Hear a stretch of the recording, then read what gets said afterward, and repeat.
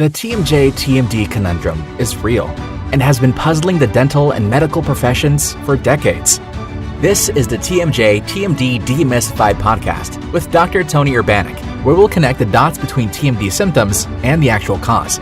We'll tackle common TMD misconceptions and educate you, the practitioner, about a simple, tested, and proven TMD solution that has already provided relief to thousands of patients, while helping practitioners build an additional source of income free from insurance control. Welcome to this episode of the TMJ-TMD Demystified Podcast.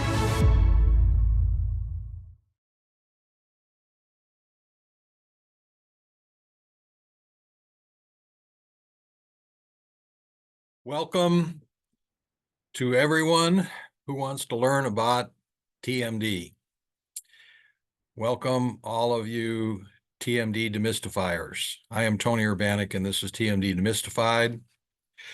Today's topic is fact-checking TMD, TMJ, regarding the effectiveness, the usefulness, the appropriateness of physical therapy and dry needling for treating TMD, TMJ.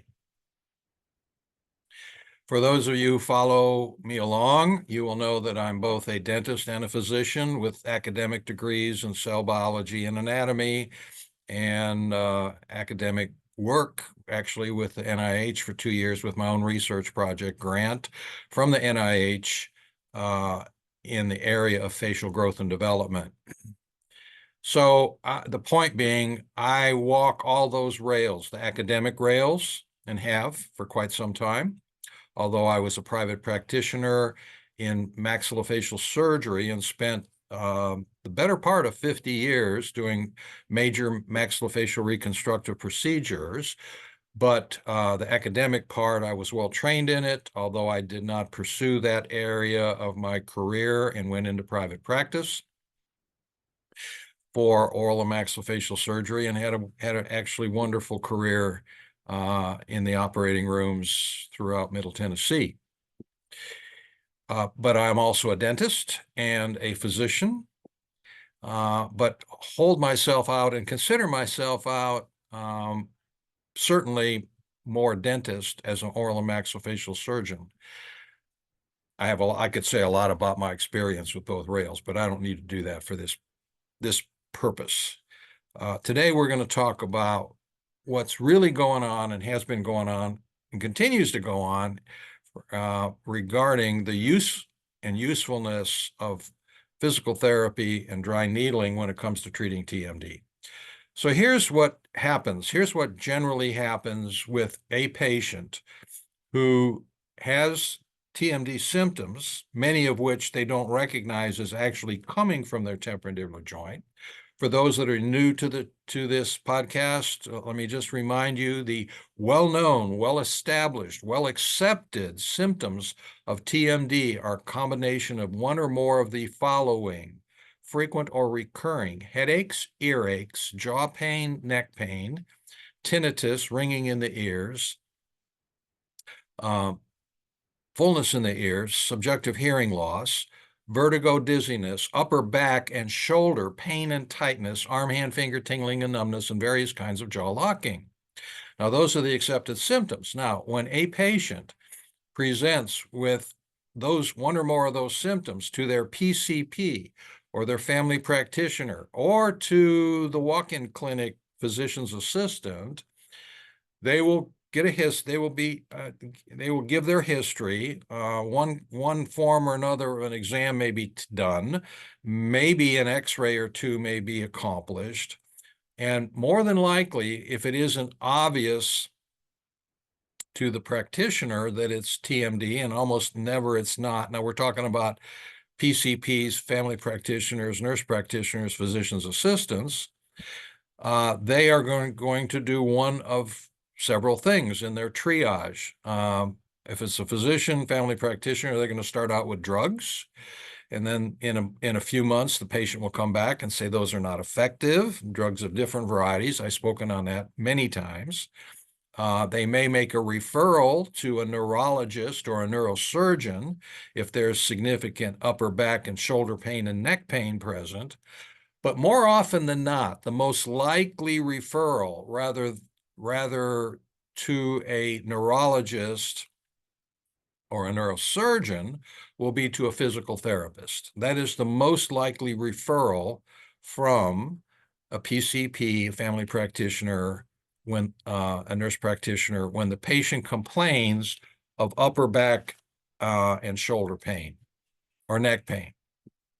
Now, what happens when the patient then is referred to a physical therapist and they arrive at the physical therapy office? Basically, one of two things will occur. The patient will be given a series of exercises to exercise the muscles of the upper back and shoulder and neck to, quote, work out the muscle trismus being the medical term for muscle tightness.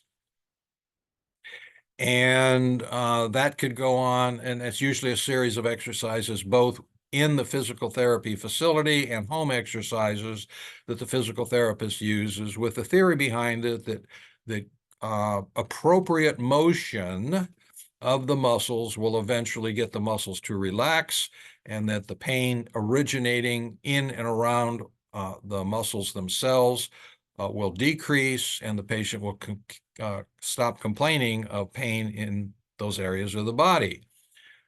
Keep in mind, as I go through this, that muscles themselves do not have pain sensors in them. I'll repeat that. Muscles do not have pain sensors within the muscles. The pain sensors are located in the periosteum, wherever the origin or insertion of the muscle is located. So when the muscle does become tight, and we'll talk about the reason for tightness hopefully in a little bit, but when the muscle does become tight, the pain is actually originated at the origin insertion of the muscles, which stimulate the nociceptors in the periosteum of the associated bones. The periosteum on the bone actually contains the nociceptors, receptors that stimulate pain and send those the quote, painful signals to the central nervous system. And from here, we can get into what's really going on. But today's topic is what is going on with the physical therapists that are not effective. So the physical therapist will take the patient through a series of exercises, home and in clinic exercises that hopefully will alleviate those symptoms. And it has been shown that it has some value, but only temporarily. The reports that I've had my entire career, the reports in the literature, are that that kind of treatment, repetitive muscle motions, is very temporary. Temporariness may last 2 days, it may last a little longer, but sooner rather than later, those muscles will go into trismus again, tighten up again, pull on the periosteum again, and the pain created will be repeated. The other direction that this can go or could go once reaching the physical therapy office, and keep in mind, I speak with authority. I walk the rails of both medicine and dentistry and academics, and have done so for the better part of 50 years. So the other thing within the physical therapy office will be what is called dry needling. Now, an increasing number of physical therapists apply dry needling, and I'll explain what that is in a moment for those that are unsure. Dry needling is a procedure that is allowed to be done by physical therapists. And because it's a procedure, and very honest with you, because it's a procedure, it has a CPT code, and procedures can be done repetitively, and the compensation is better than the traditional physical therapy of repetitive muscle motions. So we're seeing an increasing number of physical therapists who are applying dry needling to not only upper neck and back, but other parts of the body, I'm quite sure. But regarding the TMD, they apply it to the upper back and shoulders and neck. And the theory behind dry needling is the following: a dry, small needle penetrating the skin, epidermis and subdermis and dermis, into the muscle will stimulate the muscle to contract or twitch, to contract. And when it contracts, it brings blood into the area and nutrients in the blood into the area. And again, this is the theory behind it, which allows the muscle to relax. It has some value. I didn't research all of the literature, all of the statistical analysis of dry needling, but for the sake of conversation, let's say that dry needling has some effectiveness and that it allows the muscle to relax. If you stimulate that muscle enough, they're called trigger points.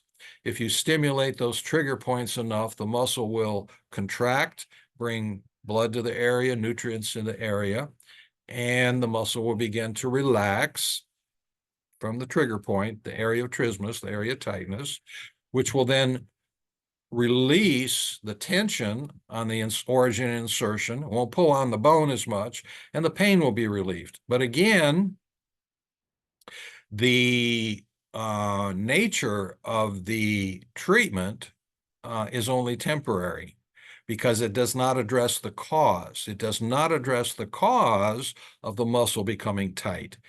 It is a temporary relief because it is a symptomatic relief, like pain medicine would be a symptomatic relief on a muscle that is tight because it numbs the central nervous system. A pain medicine of whatever type, narcotic or non-narcotic, numbs the central nervous system. So when the signal arrives in the central nervous system that the muscle is tight, the muscle is pulling on the bone, it's stimulating pain, but it isn't registering well. That's pain medicine.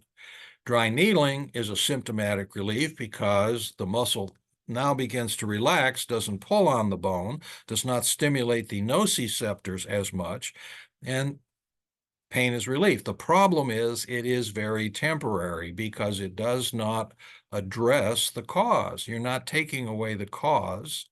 You are just doing away with a temporary symptoms, and within a short time, just like repetitive muscle motion or massage therapy, because they're categorized similarly.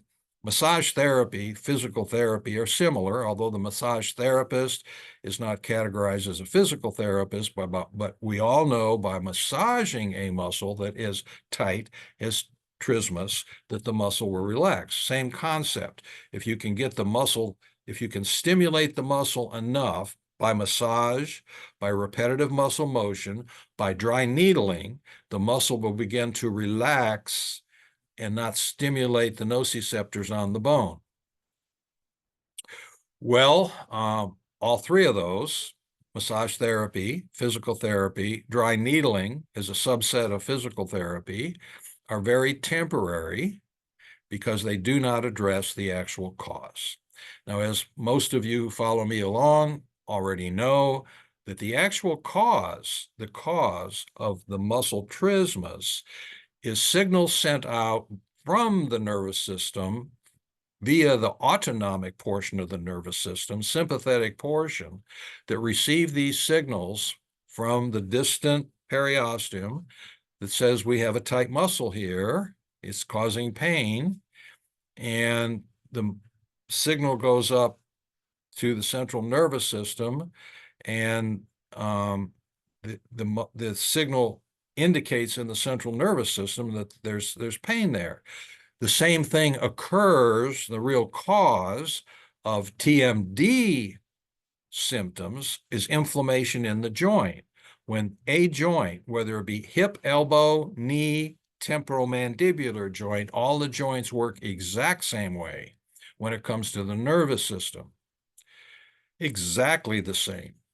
You were taught in dental school that this joint is different. No, it is not different. It is the same as any other joint in the body.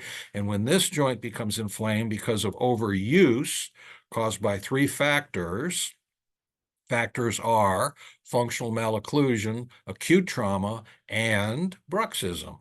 All three of those things will overuse a joint, create damage within the joint, which creates chronic inflammation, and the chronic inflammation then registers through the autonomic nervous system to the brainstem that says we are damaged here in the temporomandibular joint.